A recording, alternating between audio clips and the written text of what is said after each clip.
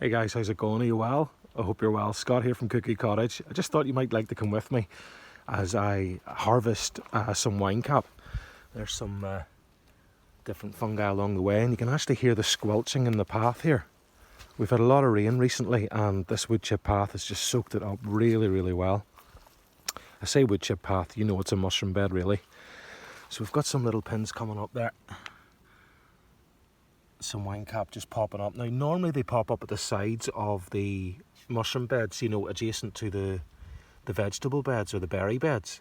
But we have got some popping up in the middle of the bed. And if we just go up here, just past these strawberry runners, which I've got to do something with, you can see that the birds have just been making a right mess in there, collecting the worms from in and around where the mycelium is.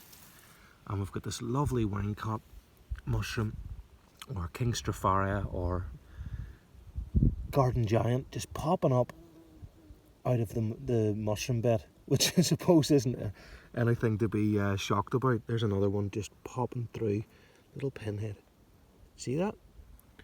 But this beautiful one here, just underneath the strawberries, looks like it's getting pushed out by its friends. Can you see? Let's have a look. Oh wow, I didn't notice those until there now. Do you see that, guys? So just underneath the strawberries we've got a lovely fruiting of wine cap just popping up.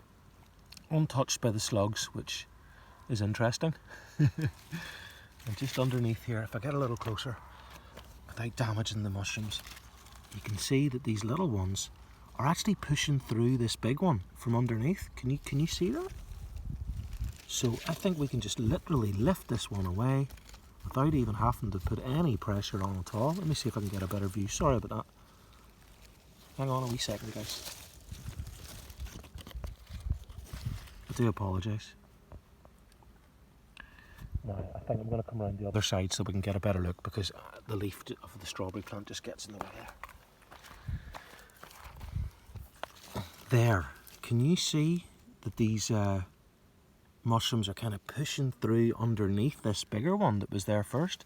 So let's just take him away gently. I'm actually going to lift it with a cap. It's so loose. There we go. Wow. Wow. You can see the ring there, or annulet. See that? And see the rhizomorphs just coming off the bottom?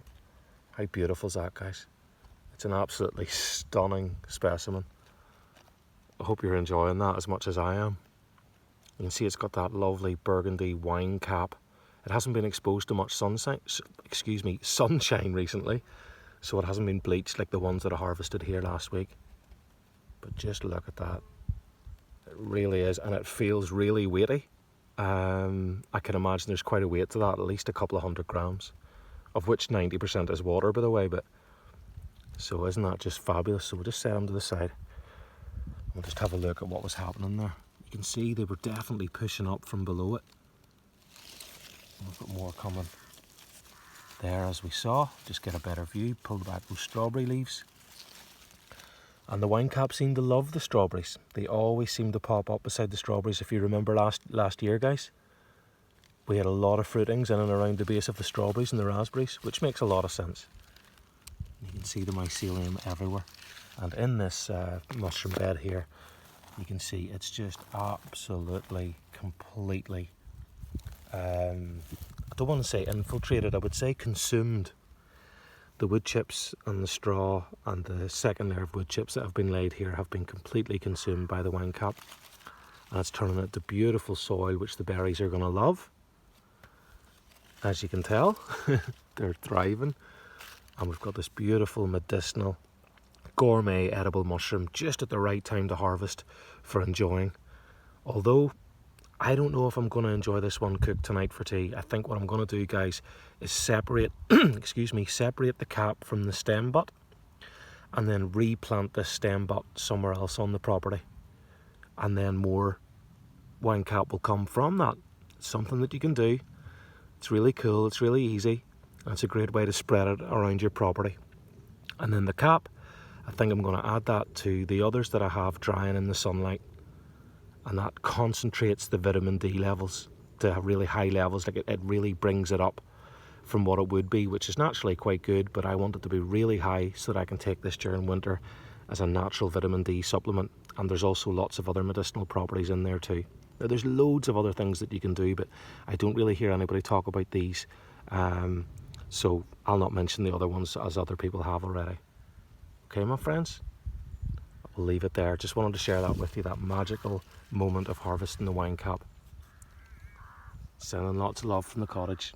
Hope your gardens are thriving, your microbes are multiplying, and your fungi are just bursting out of your beds.